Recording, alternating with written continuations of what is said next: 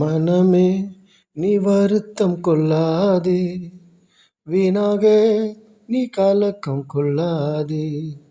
நம் இயேசுவின் அன்பு உண்டு, அது உனக்கு என்றும் உண்டு, அது உனக்கு என்றும் உண்டு. நினைத்த காரியம் வாய்த்திடாமல் வாடி போனாயோ, பாரங்கள் மலை போல் குவிந்ததாலே பயந்து போனாயோ.